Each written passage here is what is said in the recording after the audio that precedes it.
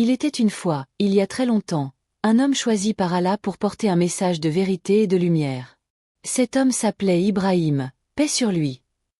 Depuis sa jeunesse, il avait toujours refusé d'adorer les idoles que son peuple fabriquait de ses mains. Il savait au plus profond de lui qu'il n'existe qu'un seul créateur digne d'adoration. Allah, le Seigneur des mondes. Ce choix lui valut de grandes épreuves. Le tyran Namrud, roi orgueilleux et cruel, tenta même de le brûler vif. Mais Allah ordonna au feu d'être « fraîcheur et paix » pour son serviteur, et Ibrahim sortit sain et sauf. C'était une première leçon. Celui qui met toute sa confiance en Allah n'a rien à craindre des puissants de ce monde. Après cet épisode, Ibrahim quitta sa terre natale. Il voyagea beaucoup, portant l'appel à l'adoration du Dieu unique. Lors de son passage en Égypte, le roi, ayant reconnu sa piété, lui offrit en mariage Hajar, une femme vertueuse et noble. Ensemble, ils s'installèrent en Palestine. Mais une profonde tristesse habitait le cœur d'Ibrahim. Il n'avait pas d'enfant. Nuit et jour, il invoquait Allah avec des paroles pleines d'humilité. « Seigneur, accorde-moi un fils vertueux, un enfant qui sera mon soutien dans la vieillesse et un serviteur obéissant à toi. » Les années passèrent, puis les décennies. Les cheveux d'Ibrahim blanchirent, mais son espoir ne s'éteignit jamais. Même à plus de 80 ans, il continuait à lever les mains vers le ciel, convaincu que la miséricorde d'Allah est infinie. Et un jour, la nouvelle arriva. Allah avait exaucé sa prière. Dans sa vieillesse, Ibrahim devint père d'un magnifique garçon. Il l'appela Ismaïl, paix sur lui. Imaginez la joie de ce père qui, après tant d'années d'attente, tenait enfin son enfant dans ses bras. Ibrahim le portait sur ses épaules, le couvrait de baisers, jouait avec lui comme si chaque instant était un trésor à chérir. Mais derrière cette joie, Allah avait préparé une épreuve immense. Un matin, l'ange Jibril, paix sur lui, apparut à Ibrahim avec un ordre qui fit trembler son cœur. « Ibrahim, Allah t'ordonne de prendre Hajar et ton fils Ismaïl, et de les emmener dans une vallée aride, loin de toute habitation. Là, tu les laisseras seuls, et tu repartiras. » Ibrahim, surpris, demanda. « Mais où ? Il n'y a ni eau, ni nourriture, ni âme qui vivent dans ce désert. Comment survivront-ils » Jibril ne répondit qu'une chose. « C'est l'ordre d'Allah. » Sans poser davantage de questions, Ibrahim se prépara. Il savait qu'un croyant n'argumente pas contre la sagesse divine, même si son cœur de père souffre. Ils partirent de Palestine, traversant montagnes et vallées pendant de longues semaines. Le désert se faisait de plus en plus silencieux. Le sable doré, les roches sombres, et l'absence totale de verdure annonçaient la rudesse de l'endroit. Finalement, Jibril les conduisit à un vaste vallon entouré de montagnes noires. Aucune source, aucune ombre, aucune trace de vie. Cet endroit, à l'époque, était complètement inhabité. Ibrahim déposa ses provisions, un petit sac de dattes et une outre d'eau. Puis, le cœur serré, il se prépara à repartir. Hajar, surprise, le suivit et demanda. « Où vas-tu, Ibrahim ? Nous laisser ici. Pas d'eau, pas de nourriture, comment allons-nous vivre ?» Pas de réponse. Car Allah avait ordonné à Ibrahim de partir sans se retourner et sans parler. Hajar insista, ses pas pressés derrière lui. « Ibrahim, dis-moi au moins pourquoi. » Toujours le silence. Jusqu'à ce qu'elle comprenne. Elle s'arrêta net et demanda d'une voix ferme. « Est-ce Allah qui t'a ordonné cela ?» Ibrahim s'arrêta à son tour, sans prononcer un mot, et hocha simplement la tête. Alors, le visage de Hajar se détendit. Ses yeux brillèrent d'une lueur de certitude, et elle répondit avec un calme admirable. « Dans ce cas, va. Allah ne nous abandonnera jamais. » Quand Ibrahim disparut derrière les collines, Hajar prit son enfant dans ses bras et retourna s'abriter sous la petite hutte improvisée. La nuit tomba, enveloppant la vallée d'un silence presque oppressant. Seules les étoiles semblaient veiller sur eux. Les jours passèrent. L'eau finit par manquer. Le petit Ismaïl pleurait de soif. Sa voix devenait faible. Hajar, refusant de rester les bras croisés, le coucha sur le sol et se mit à courir vers la colline de Safa, espérant voir au loin un voyageur ou un point d'eau. Rien. Alors elle descendit et courut vers la colline de Marwa. Toujours rien. Elle répéta ce trajet 7 fois, son cœur battant d'espoir et de peur. Puis, au moment où ses forces l'abandonnaient, elle entendit un bruit d'eau. Elle se précipita vers son fils, et vit l'incroyable. De l'eau jaillissait du sol, juste sous les pieds d'Ismaïl. Allah, dans sa miséricorde, avait envoyé l'ange Jibril frapper la terre, et le puits de Zamzam venait de naître. Hajar but, fit boire son fils, et entoura la source de pierre pour la protéger. Elle savait que ce miracle n'était pas seulement pour elle, c'était un signe qu'Allah avait choisi cette vallée pour devenir un lieu béni. Ainsi, au milieu du désert, grâce à la foi inébranlable d'une mère et à l'obéissance d'un père, un nouveau chapitre de l'histoire de l'humanité venait de commencer. Les années passèrent. Dans cette vallée jadis déserte, la vie commençait à s'installer. Le puits de Zamzam, toujours plein et clair comme du cristal, attira une caravane en provenance du Yémen, la tribu des Jurhom. Quand ils arrivèrent, ils furent surpris de trouver une femme seule avec un enfant dans un lieu aussi aride. Ils demandèrent à Hajar la permission de s'installer à proximité. Elle accepta à une condition: le puits resterait sous son autorité, car c'était un don d'Allah.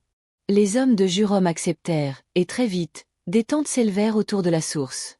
La présence des Jurhom changea le quotidien. Hajar, jusque-là seule avec Ismaïl, se retrouva entourée de femmes qui l'aidaient et l'accompagnaient. Les enfants de la tribu jouaient autour du puits, et les hommes partaient chasser dans les montagnes. Ismaïl grandissait au milieu de cette communauté.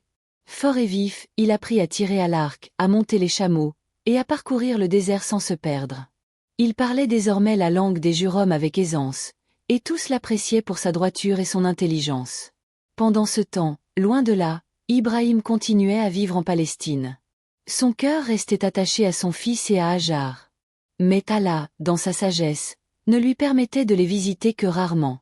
Un jour, Allah donna à Ibrahim l'autorisation de retourner à la Mecque.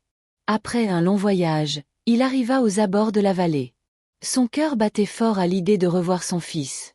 Mais en arrivant, il ne trouva pas Ismaïl. Celui-ci était parti chasser. Ibrahim rencontra alors l'épouse d'Ismaïl, une femme issue des Jurhom.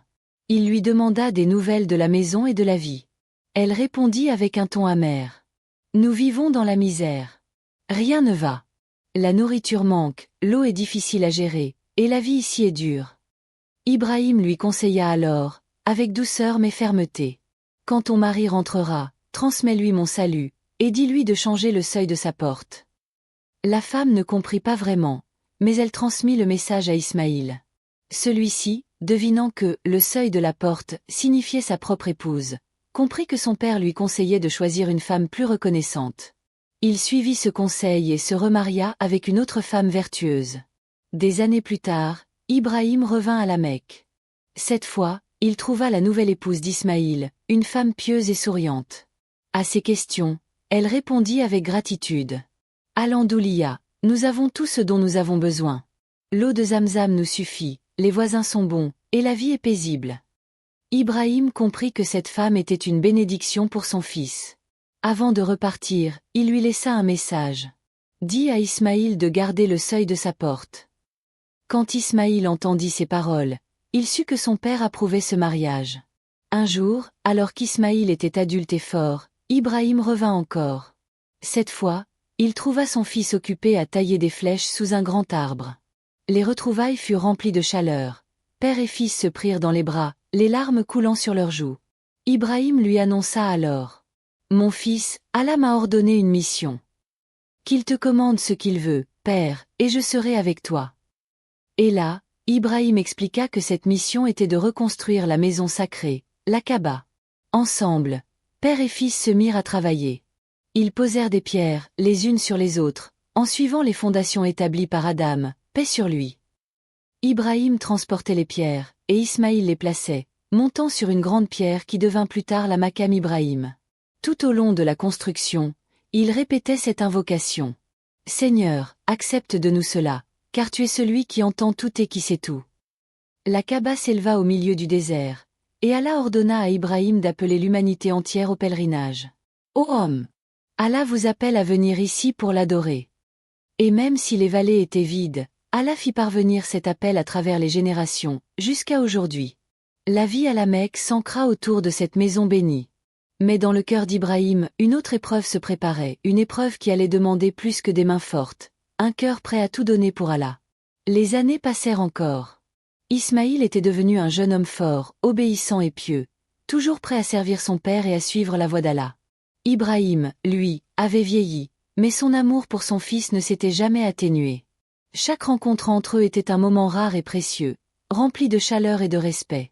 Mais un soir, alors qu'Ibrahim dormait paisiblement, un rêve vint bouleverser sa vie. Ce rêve n'était pas comme les autres. Les visions des prophètes sont des révélations. Elles portent un ordre clair venant directement d'Allah. Et dans ce rêve, Ibrahim voyait qu'il immolait son fils bien-aimé Ismaïl. À son réveil, le cœur d'Ibrahim était lourd. Était-ce une simple illusion? Non. La nuit suivante, la même vision revint, encore plus nette. Puis, une troisième fois. À présent, il n'avait plus aucun doute. Allah lui ordonnait de sacrifier son propre fils. Imaginez un instant ce que cela signifiait. Cet enfant qu'il avait attendu pendant des décennies, qu'il avait tenu bébé contre sa poitrine, qu'il avait vu grandir avec fierté. Allah lui demandait de le donner en sacrifice. Mais Ibrahim n'était pas un homme ordinaire. Il savait que l'amour d'Allah est au-dessus de tout amour terrestre. Son cœur souffrait, mais sa foi restait ferme. Un matin, il appela Ismaïl et lui dit avec douceur. « Mon fils, j'ai vu en rêve que je devais t'immoler. Réfléchis donc et dis-moi ce que tu en penses. » Ismaïl leva les yeux vers son père, sans peur ni hésitation, et répondit avec une foi qui dépassait son âge. « Ô mon père, fais ce qui t'est ordonné. Tu me trouveras, si Allah le veut, parmi les endurants. » Ces paroles furent comme un baume sur le cœur d'Ibrahim. Ensemble, ils décidèrent d'accomplir l'ordre d'Allah avec soumission totale. Ils se mirent en route à l'aube. Le soleil, encore timide, éclairait les montagnes autour de la Mecque. Le chemin était silencieux, ponctué seulement par le bruit de leurs pas sur les pierres. Satan tenta de les détourner, chuchotant au cœur d'Ibrahim que c'était trop dur, puis essayant de convaincre Ismaïl de fuir. Mais tous deux le repoussèrent avec fermeté, lançant des pierres en signe de rejet, un geste que les pèlerins reproduisent encore aujourd'hui lors du Hajj. Arrivé au lieu désigné, Ibrahim expliqua à son fils qu'il devait l'attacher doucement, pour ne pas que ses gestes involontaires empêchent l'accomplissement du sacrifice. Ismaïl accepta. Ibrahim banda aussi ses yeux, pour que la vision de son fils ne l'arrête pas au dernier moment. Le couteau était prêt. Ibrahim invoqua Allah, posa la lame sur la gorge d'Ismaïl, mais la lame refusa de couper. Par 3 fois, il tenta, et par 3 fois, le fer ne trancha pas. Alors, une voix majestueuse retentit. « Ô Ibrahim! Tu as accompli la vision. Ainsi récompensons-nous les bienfaisants. » Ibrahim retira le bandeau de ses yeux et vit un magnifique bélier blanc venu du paradis. Allah avait remplacé Ismaïl par cet animal, épargnant ainsi la vie du jeune homme. Cette épreuve n'avait pas pour but de prendre la vie d'Ismaïl, mais de tester la sincérité et la soumission d'Ibrahim et de son fils. En prouvant qu'ils étaient prêts à tout donner pour Allah, ils avaient atteint le sommet de la foi. Ibrahim sacrifia donc le bélier en remerciement. Le sang coula sur les pierres, et la vallée résonna de louanges. Allahu Akbar! Allahu Akbar! C'est en mémoire de cet acte que, chaque année, des millions de musulmans dans le monde entier offrent un sacrifice lors de l'Aïd al-Adha, partageant la viande avec la famille, les amis, et surtout les nécessiteux. Après cette épreuve, Allah combla Ibrahim de bénédictions. Son nom et celui d'Ismaïl furent élevés, et leur histoire inscrite dans le Coran pour toutes les générations. La Kaaba qu'ils avaient reconstruite devint le centre du pèlerinage, et leur soumission à Allah reste un exemple intemporel. Aujourd'hui encore, chaque croyant qui lit cette histoire ressent un mélange d'admiration et d'humilité. Car derrière ce récit ancien se cache une leçon universelle. L'amour et l'obéissance à Allah doivent toujours primer sur tout autre attachement. Et dans le désert où tout avait commencé, la voix d'Ibrahim résonne encore à travers les siècles, appelant l'humanité entière à répondre. « Me voici, Seigneur, me voici.